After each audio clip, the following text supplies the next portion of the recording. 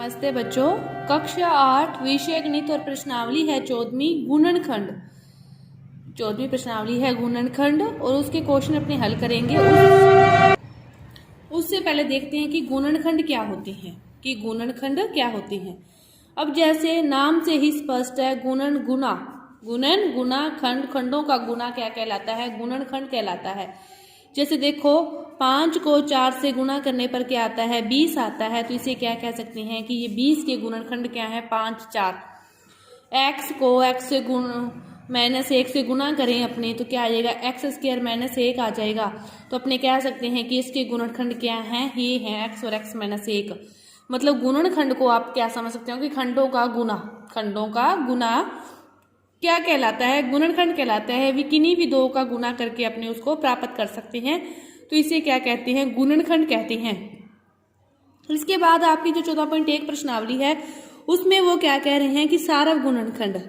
पहला जो क्वेश्चन है वो है आपका सारव गुणनखंड। सारव का अर्थ है कि कॉमन, कि जो दोनों में हो, सभी में हो। सारव गुणनखंड आपको 2 या 3 पार्ट दिए हैं, जो तीनों में ही हो वो क्या कहलाता है? सारव गुणनखंड कहलाता है, कॉमन गुणनखंड कहलाता है। कि आपके 2 3 में जो सभी में उपस्थित जो संख्या है वो क्या कहलाती है? सारव गुणनखंड कहलाती है। तो इसके अपने क्वेश्चन हल करते हैं। देखो 14.1 का जो पहला क्वेश्चन दे रखा है वो क्या दे रखा है? 12x और 36 कि 12x और 36 का क्या करना है? सारव गुणनखंड करना है, कॉमन गुणनखंड आपको ज्ञात करना है। तो पहले इनके अलग अलग गुणनखंड करो, 12 के अलग से करो। आपको वैसे नहीं पता तो आप 12 को लिख के इस प्रकार भी इसको हल कर सकते हो। तो 12x इसके टुकड़े करने हैं तो आप क्या करोगे? 2 दूनी 4 तिये 12 गुना x, ये होगी। अब 36 के करने हैं तो 2 दूनी 4 तिये 12 तिये 36, x तो है ही नहीं। अब देखो कॉमन गुणनखंड या सारव गुणनखंड जो दोनों में उपस्थित है वो लिखते जाओ। 2 दोनों में है, 2 दोनों में है, 3 दोनों में है, ये 3 इसमें है, x इसमें है, इसमें नहीं है, तो इतने ही हुए। तो 3 दूनी 6 दूनी 12। फिर दोनों में का सारव गुणनखंड क्या हुआ? 12 हुआ, जो दोनों में उपस्थित है।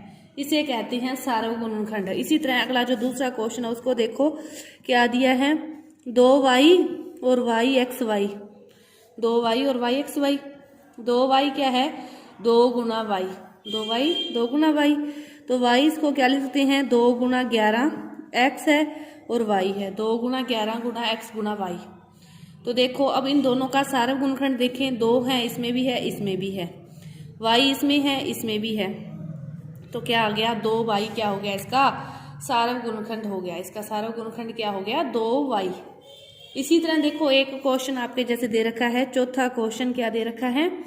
2x 3x² और 4, 2x 3x² और 4। ठीक है।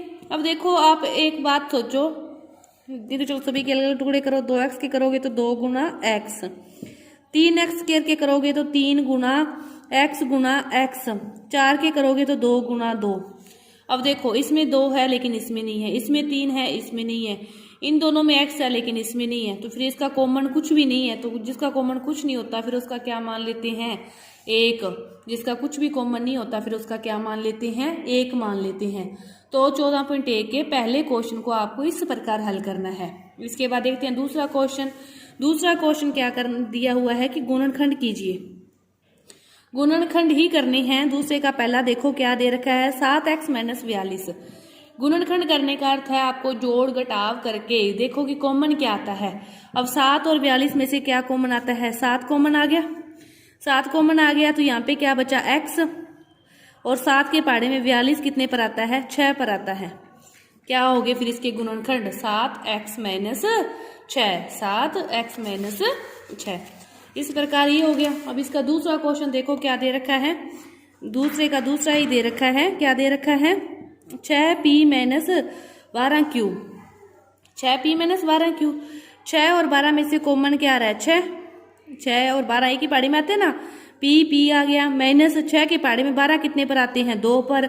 q और p एक एक ही हैं, तो इसके गुणनखंड क्या होंगे? ये होंगे। इस प्रकार इसको क्वेश्चनों को हल करना है। अपने 1-2 क्वेश्चन और देखते हैं। इसके बाद देखो इन दोनों में क्या कॉमन आ रहा है? 5 भी आ रहा है, 5 के पाड़े 15 आते हैं। ठीक है, x भी आ रहा है, y भी आ रहा है, तो क्या कॉमन आ रहा है उसको लिखो 5xy। 5xy, तो x की घात 2 में से 1 यहाँ पे आ गया तो 1, 5 आ गया, y बार आ गया, कुछ नहीं बचा, माइनस 5 के पहाड़े में 15 कितने पर आते हैं, 3 पर आते हैं, x बार आ गया, y की 2 में से 1 बार आ गया, तो अंदर क्या बचा, 1y बचा। तो ये आपका इस प्रकार है। इसी तरह देखो एक क्वेश्चन और देखते हैं, आपका 7वां 8वां क्वेश्चन दे रखा है, क्या दे रखा है, -4a² + 4ab - 4ca। अब देखो तीनों में क्या क्या है, एक तो है 4, तीनों में 4 4 है, यहाँ पे भी ए, यहाँ पे भी ए, यहाँ पे भी ए, तो ए भी बाहर आ जाएगा। अब देखो माइनस बचा, 4 बार आ गया, ए की घात 2 में से 1 बार आ गया, तो अंदर क्या बचा, 1, 4a बार आ गया तो क्या बचा, b, माइनस का माइनस, 4a बार आ गया तो क्या बचा, c। तो ये क्या है, गुणनखंड है। दूसरे क्वेश्चन के जितने भी क्वेश्चन है आपको इस तरह कॉमन लेके ही हल करने हैं, कॉमन ही लेना है। एक क्वेश्चन और देखो, जैसे क्या दे रखा है, 9वां क्वेश्चन दे रखा है कि ax² y + axy² bxy² vxy² + cxyz। अब देखो इसमें a है लेकिन इसमें नहीं है, इसमें b है नहीं है, xy तीनों में है, तो xy क्या आ गया, बाहर आ गया, a का a, x की घात 2 में से 1 बार आ गई, कितनी, x, y की 1 की थी, बार आ गई, ठीक है, प्लस b, x 1 ही था, बार आ गया, y की 2 में से 1 बार आ गई, तो अंदर 1 बची, c, x y दोनों बार आ गए, तो अंदर क्या बचा, z बचा। तो ये क्या हो गया, इस प्रकार हल करने हैं कॉमन लेके आपको कि क्या बचते हैं क्या नहीं। तो दूसरे क्वेश्चन के जितने भी हैं आपको इस प्रकार कॉमन लेके हल करने हैं। अब देखो तीसरा क्वेश्चन, तीसरे क्वेश्चन में भी क्या ज्ञात करने हैं, गुणनखंड ही ज्ञात करने हैं, लेकिन तीसरे क्वेश्चन में आपको टुकड़े बना के उनके फिर क्या करना है, कॉमन लेना है।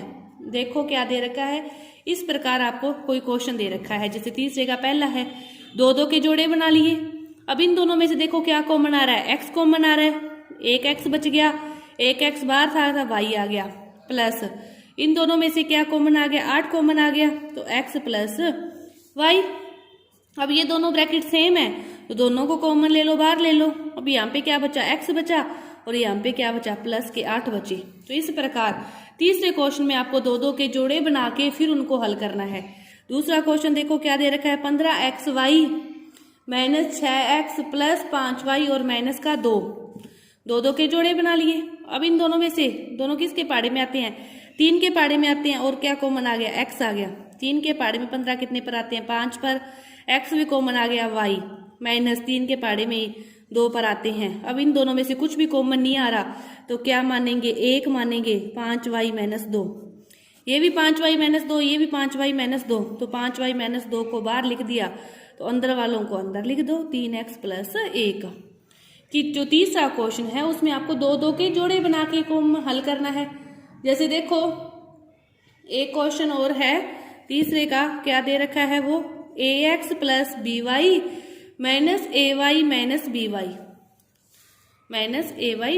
- by, ठीक है।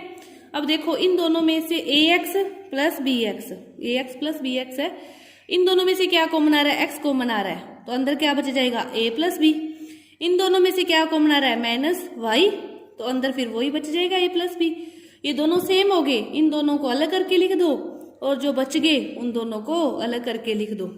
इस प्रकार 2 2 के जोड़े बना के दोनों में से देखना है कि क्या कॉमन आ सकता है। ऐसा कॉमन लेना है कि ये दोनों जो ब्रैकेट है ना वो लगभग क्या बन जाए, सेम बन जाए। 14.1 प्रश्नावली के जो गुणनखंड थे इस प्रकार हैं। पहले सारा गुणनखंड देखने हैं, फिर दूसरे में कॉमन लेना है, सीधा ही इस प्रकार क्वेश्चन हल करने हैं। और जो अगला क्वेश्चन है उसमें 2 2 के आपको जोड़े बना के कॉमन लेके हल करना है। तो जो 14.1 प्रश्नावली थी ये आपकी पूरी हुई। धन्यवाद।